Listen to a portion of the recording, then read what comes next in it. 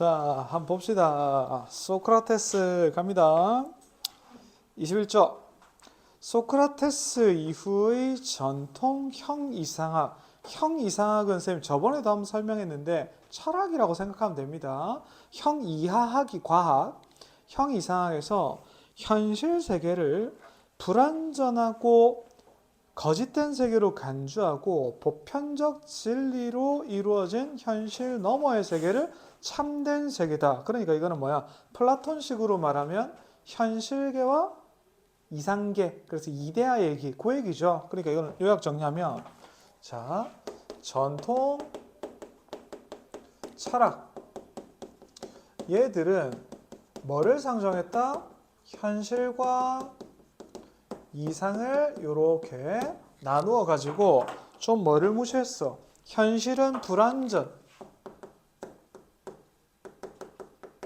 하다라고 평가를 했다. 그렇죠? 그리고 얘를 참된 세계다.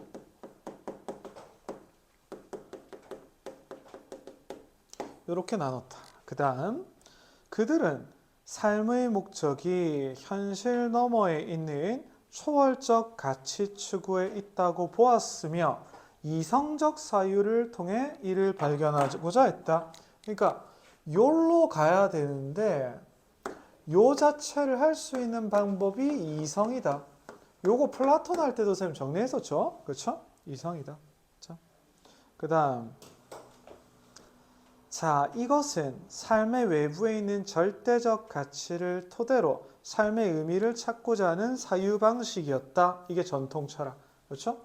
그런데 얘의 반기를 든 것. 소크라테스, 플라톤 이런 애들 다 마찬가지였는데 반기를 든 사람이 누구다? 니체입니다. 자, 니체에 따르면 삶을 둘러싼 가치들의 근원이며 가치평가의 출발점이다. 그리고 가치는 삶의 유용한가, 즉 그것이 삶을 더 강하게 만들어주는 거에 따라서 평가된다라는 겁니다. 그러면 자, 니체는 뭐가 중요하다? 삶이 중요하다. 그러면 이상과 현실 중에서 뭐를 중요시 여겼다? 현실의 삶을 중시 여겼고, 그쵸? 중시 여겼고, 그리고 삶을 둘러싼 가치들의 근원이며 가치평가 출발이고 유용성을 바탕으로 평가했다. 그러니까 이 삶의 유용성을 바탕으로 평가했다. 조금 다르죠? 전통 철학하고. 그 다음에 그런데 전통형 이상학은 도덕적 선이라는 절대적 가치를 삶의 궁극적 목적이다. 자, 목적이 뭐다? 이 참된 세계에 있는 도덕적 선. 이거 자체가 뭐다? 목적이야. 그리고 이 목적을 통해서 현실을 어떻게 하려고 했다? 통제했다. 그러니까 삶이 굉장히 괴롭죠. 그렇죠? 자, 이에 따르면 그렇죠? 삶의 본능적 욕망을 우리 맛있는 거 먹고 싶어. 근데 안 돼. 왜? 그건 도덕적으로 올바르지 않아. 왜? 가난한 사람들이 저렇게 있는데 너만 맛있는 거 먹으면 어떻게 막 이런 식으로 됐다는 거야. 알겠죠? 자, 그다음. 이에 따르면 삶의 본능적 욕망은 억압되어야 하는 거고 현실적인 삶은 개선되어야 하는 부정적인 거다. 이거 불완전, 부정적. 그렇죠? 따라서 현실적인 삶을 긍정하고 그 속에서 끊임없이 발전하고자 하는 태도는 도덕적 선에 부합하지 않는 무가치한 현실적 욕구들을 충족하려는 태도에 지나지 않게 된다. 결국 현실적인 삶 자체도 무의미한 게 되고 맙니다. 니체는 그 자체로 목적이어야 할 삶을 초월적 가치 실현의 수단으로 간주하는 전도된 사유방식에 전적으로 반대했다. 전도는 뒤집혔다 이겁니다. 그러니까 얘가 목적이고 얘가 수단이 아니라 니체는 뭐라고 했어? 이 현실의 삶 자체가 목적이다.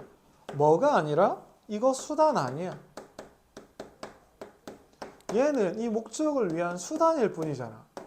그거 안 된다라는 거야. 그렇죠? 그래서 3문단 갑니다. 니체는 전통형 이상학의 도덕 가치를 쫓으며 노예로 살아가는 대신에 주인으로 살아야 된다. 그러면 여기서는 수단적 가치를 추구하는 뭐일 뿐이다? 노예일 뿐이야. 여기서는 뭐다? 삶의 주인이야. 이렇게 바꿨다.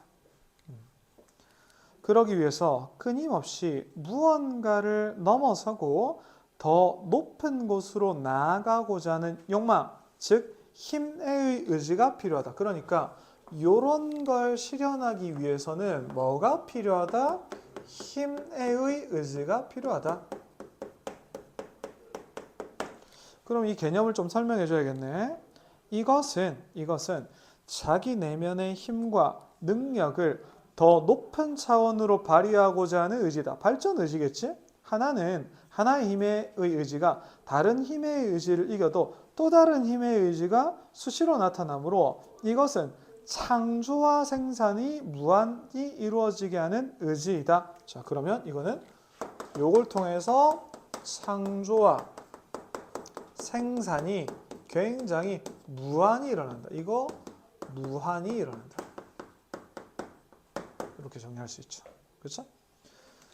니체는 힘의 의지를 자연스러운 것으로 수용할 때 현재의 자신을 극복하고 새로운 가치를 만들 수 있다고 했다. 니체에 따르면 4문단입니다.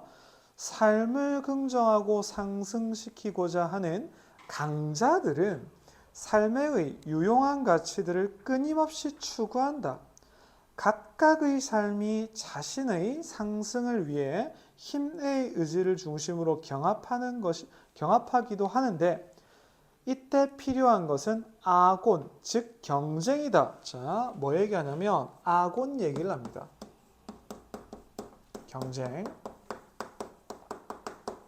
얘기를 합니다. 그럼 이게 어떤 식으로 작동을 하는가? 이것은 자신과 동등하거나 자신보다 뛰어난 사람을 넘어서려고 해야 된다는 거야. 그리고 자신이 가진 힘의 크기를 확인하고 더 상승시키기 위해서 필요한 과정이야. 그렇기에 아곤의 궁극적 목적은 경쟁자 제압이 아니라 자신의 성장. 그러니까 이 과정을 통해서 내가 어떻게 한다? 성장할 수 있다. 그럼 결국 내가 한 차원 높은 차원의 삶을 살 수 있고 그럼 경쟁자를 결국에 궁극적으로는 이기게 되겠지. 자, 그 다음 자신이 뛰어넘고자 하는 강자는 자신을 자극하고 발전시키는 선의의 파트너가 된다. 그러니까 이 경쟁자가 반드시 필요하다 이거죠. 우리 삶을 올바로 살아가기 위해서. 상대를 이기고자 하는 데서 오는 고통이 클수록 상대가 강하다는 뜻이며 이때 고통은 오히려 성장의 원동력이 됩니다.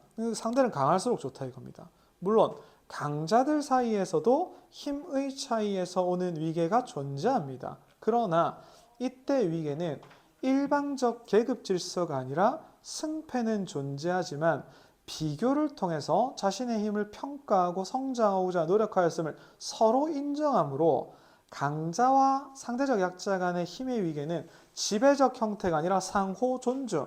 그리고 이 경쟁의 중요 특징 중에 상호 존중이에요. 주의할 거는 그렇다고 해서 승패가 없는 건 아니야. 승패는 있습니다. 승패는 있지만 상대적 약자도 이 과정에서 성장을 하기 때문에 요거 자체를 또 인정을 해준다는 거예요. 그러니까 상호 존중이죠. 강자가 나타나면 오히려 더 좋죠. 자, 지배적 관계가 아니라 상호 존중이다. 즉 니체의 아곤은 자신의 삶을 긍정하고 자신의 성장을 위해서 타자를 존중. 그러니까 강자가 나타나. 그럼 이 강자를 어떻게 할 수밖에 없다? 존중할 수밖에 없다. 왜? 이 강자가 나의 성장의 동력이기 때문에. 그렇죠? 그러면 이 과정을 통해서 나는 무한대로 뭔가를 만들어내고 생산할 수 있다는 거지. 그렇지? 자, 니체는 삶을 긍정한다는 것은 삶이 마주하는 어려움을 잘 극복하고 성장하는 태도다. 성장 태도.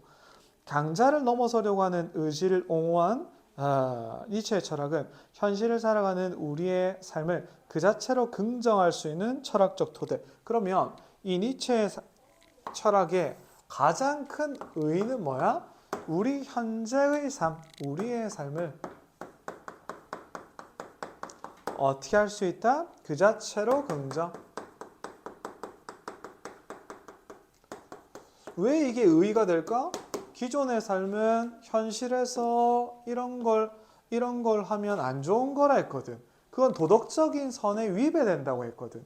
근데 이거 해도 도덕적인 선에 위배 안 돼. 이상? 집어쳐. 현실의 삶의 유용성이 판단 기준이고 너가 유용성 있게 사는 그 삶 자체가 목적이야. 너가 주인이야. 그러니까 힘에 의지해도 돼.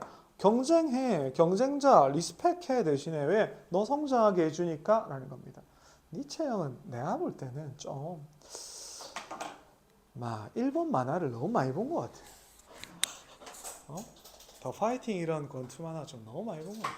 이거 일보라는 주인공이 맨날 하는 말인데 농담이고 이게 더 먼저다. 알겠죠? 자, 후딱 풀어 후딱. 다른 사람 그 다음 질문 풀고 있어. 그 다음 질문도 할 거니까. 자, 후딱 정리합니다. 이거 빨리 풀이하고 그 다음 질문합니다. 자, 21번 한번 보겠습니다. 21번. 그렇게 어렵지 않거든. 이거는 답만 쭉쭉 체크할게. 답 몇 번? 4번입니다. 이거는 왜? 니체 철학의 핵심 개념을 사례를 들어 설명했는가? 사례는 안 나옵니다. 그렇죠? 그렇기 때문에 이건 아니요가 정답인데 얘는 이해했으니까 답은 4번입니다. 그 다음 22번. 윗글 내용 일치하지 않는 것. 1번. 전통 형이상학 참된 세계 존재한다고 맞죠? 했죠. 그 다음에 2번에 전통 형이상학에서는 절대적 가치를 발견하는 방법으로 이성적 사유, 플라톤 철학도 마찬가지였습니다. 이성을 통해서만 발견할 수 있다고 했습니다. 그 다음에 3번에 니체는 무가치한 현실적 욕구를 충족하려는 태도로 삶을 개선하는 데 기여한 데 있다. 무가치한 현실적 욕구를 충족하려는 태도. 그럼 현실적 욕구가 무가치하다라는 거야? 그 무가치한 건 어느 입장이야? 전통 철학 입장이잖아. 그러니까 이거는 답이 3번이죠. 그렇죠? 4번. 자신보다 우월한 사람 넘어서고자 하는 긍정적 평가 했죠. 그 다음에 5번에 삶의 어려움 극복, 성장, 긍정적 태도. 맞죠? 자, 23번. 니체 입장 고려해서 기억의 의미 평가한 것으로 가장 적절한 것. 기억은 전통 철학이죠. 자, 1번부터 쭉 보면 답은 몇 번이야? 이건 5번이죠. 가치평가 기준이어야 할 삶을 삶 외부의 절대적 가치 기준으로 평가하였다. 그렇죠? 삶 외부의 절대적 가치 기준. 이거 도덕적 선이죠. 구체적으로. 하나 써 하나. 절대적 가치 기준의 도덕적 선. 이렇게 평가했죠. 그 다음에 23축에 24번입니다. 우리 쇼펜하우어 형님 나오네. 이 형님도 굉장히 좀 골 때리는 형님인데, 자, 이거는 밑에서 네 번째 줄만 한번 볼게요. 밑에 네 번째 줄 따라서 요약 정리.